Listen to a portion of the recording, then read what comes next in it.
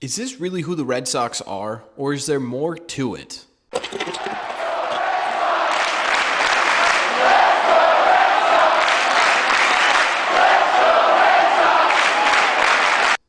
What is going on, everybody? Welcome back to Red Seat Radio. My name is Corbin, and as you can clearly tell, this is a bit of a home game for me. I'm currently on vacation in Florida, so obviously not the same setup, certainly not the same acoustics, but we're working with what we got.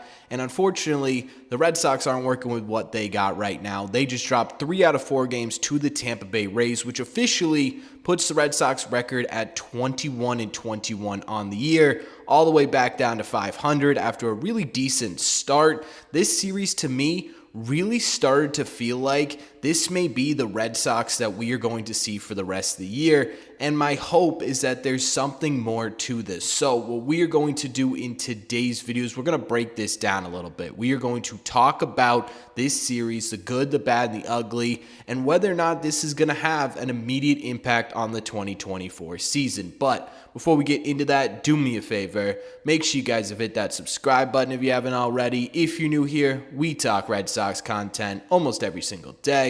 Also, make sure you guys have hit the like button on this video as well. It just helps out a ton, and it would mean a lot to me. Thank you all very much for clicking on this one. Again, I apologize for the lighting, audio, all that good stuff. Let's get into it. Okay, so let's start by breaking down the offense in this series. First of all, there were some pretty good performances in this one. Rafael Devers had a good one. He had a hit in all 4 games of this series, including 1 double and 2 home runs. This is what we were missing from Rafi a bit. He has been hitting well lately, but the power's been missing some. It came back in full force in this series, and it came back in pretty decent moments as well. Times where the Red Sox were down, they'd just given up a couple of runs. Rafi comes through, it's a big home run, gets this team right back into this game. The other hit he had in this series that was pretty important was in the last game of this series too. 2 outs, bottom of the 9th, Red Sox trying to claw their way back. He gets himself on base again. Something we've been missing a little bit lately from Rafael Devers, even though he's still performing well above average. Jarren Duran is white hot right now. He had a home run in this series amidst a series where he had 5 extra base hits. When Jarren is hot, he is incredibly hot, like as hot as humanly possible. He has been struggling lately a bit with the outside pitch and certainly did a bit in this series as well, but he was able to use the opposite way to really get himself going here. One thing that Red Sox Stats on Twitter picked up on was that once Jarren Duran started getting going again, one thing that changed with his batting stance was that he was going back to his high leg kick. I'm curious if that's something that continues, but again, he had a really great series. Connor Wong also had a hit in all 3 games he played in this series. Nothing crazy, 1 RBI, but he continues to constantly put the ball in play, and good things keep happening for Connor Wong. He's at a 150 OPS plus, about 50% more productive than the average hitter in Major League Baseball. He's seriously becoming a major factor of this Red Sox offense. And the last person I want to highlight is obviously Romy Gonzalez, who did walk it off for the Red Sox in this series. He had a big walk-off hit in the second game. We were live for it, actually. Not much production outside of that. He did come up in another really big moment in the last game and with a chance to at least tie the ball game, if not go ahead with a home run. But that's neither here nor there. It's not going to happen every single time, especially from a role player like Romy Gonzalez. So we'll take the wins where we can take the wins. I still think he could be a spark plug for the Boston Red Sox. And overall, you look at this Red Sox offense, and there were moments where this team was successful, more successful than they've been over the last couple of series, right? Big guys coming up in big spots. Tyler O'Neill had a home run in this series. Wilyer Abreu had a home run in this series. By the way, Wilyer Abreu, I think it's time to start talking about him as a legitimate Rookie of the Year candidate. I know he's been mentioned a couple of times as a possible Rookie of the Year candidate. He's got to be top 3 right now, right? What he's been doing lately has been absolutely incredible, both at the plate and on the field. I'm really excited with what we're seeing from Wilyer Abreu right now, but that's besides the point. You had some big moments from some big guys in this series, but overall, you look at it again, and it's the same constant conversation we've been having in the last 3 series recap videos, and that's just simply the Red Sox cannot get themselves to come across in these big moments. With runners in scoring position, there were multiple times in this series really once at least in every single game where you had an opportunity to put yourself in a position to win with runners in scoring position, and you just couldn't get the job done. And that's what happens, right? You end up losing more games than you win if you aren't able to, at the bare minimum, constantly drive these guys in. And it doesn't have to be every single time. It just needs to be more times than what you're doing right now. It is not working the way they are playing baseball at the moment in terms of their at-bats. And it's starting to creep into my head, the question of whether or not this is what this offense is going to look like. If this is just who the Red Sox are offensively, right? We're now talking about 3 straight series in a row, and really the entire year as a whole, they've sort of struggled with this too, where you just can't get that big hit. Is that just who this team is? I hope it's not, and I still don't think it is. I think there are players on this team who are starting to show signs of life. Dom Smith had a big hit in this series. Garrett Cooper had a big hit in this series. Vaughn Grissom's starting to look a bit better at the plate, right? You're starting to see these role-playing guys start to get their feet wet a little bit more than they had been before. So I do think there's a bit more here for the Red Sox offensively, but you can't help but sit here and at least the bare minimum start to think about the fact that, hey, this might just be who the Red Sox are. The pitching in this series, specifically the starters in this one, really showed signs of humanity here, which they haven't really done all year.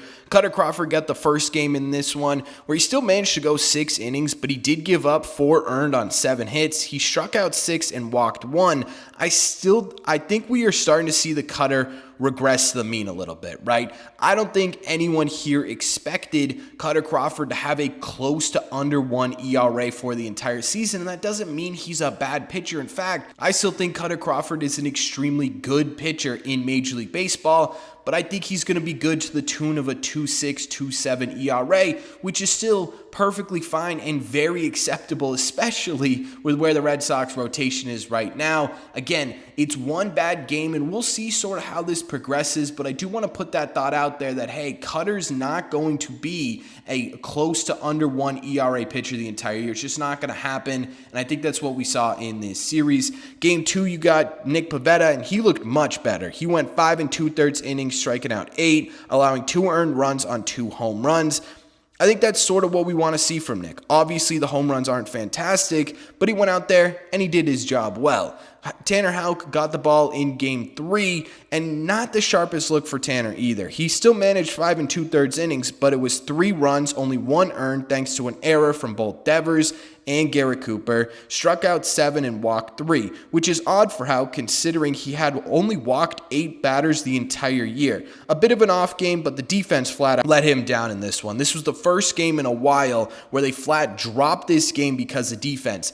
It's been a little bit, right? We haven't really talked about or highlighted the Red Sox defense in a while, and that's always a good thing, right? Sometimes the best news is no news at all, especially when it comes to the Red Sox defense. This one, not so much. You definitely had some really tough moments from this defense, and it's just the same story over and over again. I'm going to chalk this game specifically up to some guys just having some bad games. I think a lot of what we were seeing here over the last couple of weeks is really, really positive. I would hate to erase all of that because of one bad game. The finale got Cooper Criswell, and once again, he struggled a lot. He only managed to go 3 2/3 innings, by far his worst start of the year, allowing 3 earned and 5 total runs, struck out 3 and walked 2 as well. I think this was kind of what people were expecting from Cooper Criswell when he was brought into the Boston Red Sox, right? This sort of maybe give you 5 innings type player, but he's going to give you a lot less and kind of get hit around a little bit. That's not what we've seen so far from Criswell. That's what we saw in this start. Now, I'm not expecting it to become a trend. He had an off game. Everyone has off games, and I'm not super worried about it. Again, another game where he really wasn't helped at all by this defense. Say Don Rafaela had an error that led to a couple of runs. If that hadn't happened, maybe the finale goes a bit differently, but either way, starting pitching, which has been really the highlight of this Red Sox team over the course of the first month, 2 months of the season now, by the time this video comes out, this series, it was sort of on par with the rest of the team, and that scares me just a little bit, but I'm still not super worried about what this pitching staff could look like, especially because guys are getting healthier, you're starting to get a more comfortable rotation, and it could be a 6-man rotation pretty soon here. As for the bullpen, I would say overall they were pretty good, especially they were really good in that game where the Red Sox did end up coming through offensively and walking it off. Cam Boozer, Brandon Bernardino, and Zach Kelly look absolutely fantastic right now. I know Kelly had a lot of walks in the last game that he pitched in this series, but at the same time, too, still no earned runs. Those three guys look fantastic right now. Martin, Slayton still look really good. Kenley, he had a rough one in this one. He let up 2 runs in a really pivotal moment in the bottom of the 9th. Had he not done that, again, we talk about whether or not this would be a different type of video, but unfortunately he did. I think overall, even with the Kenley performance in there, I don't think the reason the Red Sox lost this game was because of the bullpen. I don't think it's been, especially since the Red Sox have been sort of crumbling a little bit, at fault of the bullpen. I think they still continue to really do their job and do it well. If we take a look at this series overall as a whole, we take a look at all the parts and we take a look at what it could mean in terms of the entire season for the Boston Red Sox, it's starting to scare me a little bit. Again, you go back to this is the same conversation we have been having about this Red Sox team for a couple of weeks now. They aren't putting together good at-bats with runners in scoring position to the point where they're able to capitalize on teams making mistakes like good teams are supposed to do. And the defense, which we hadn't talked about in a while, is now once again a mainstay in why the Red Sox can't win a series. And it goes back to that question.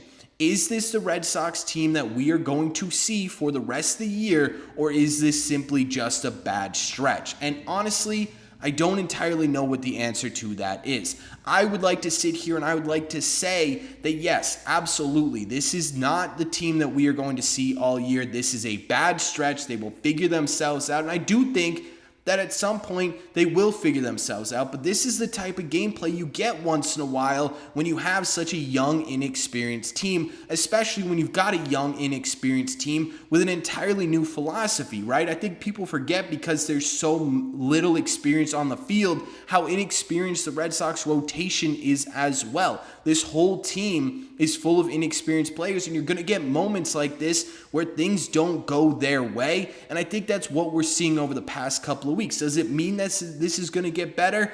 God, I hope so, because I would love to watch some competitive Red Sox baseball. Does it mean that things won't get better?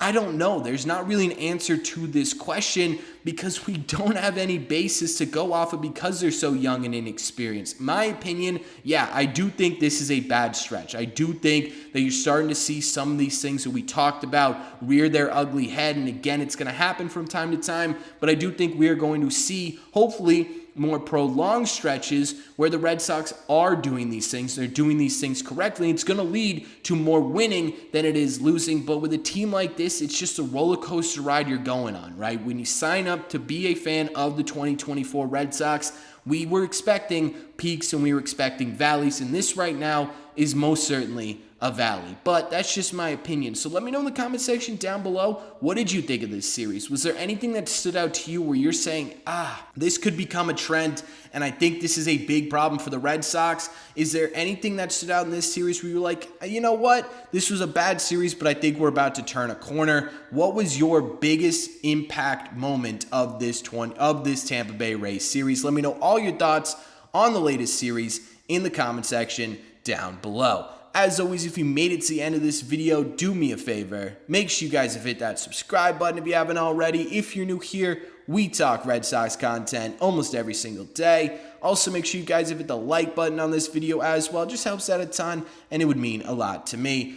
Again, I apologize for the audio and the video and everything. I wanted to get these recaps out to you guys, so I hope you can bear with me here. There's only one more of these before I get back into my regular studio, so not going to be too many of these, but thank you all so much for clicking on this one and bearing through it with me, and I will see you in the red seats.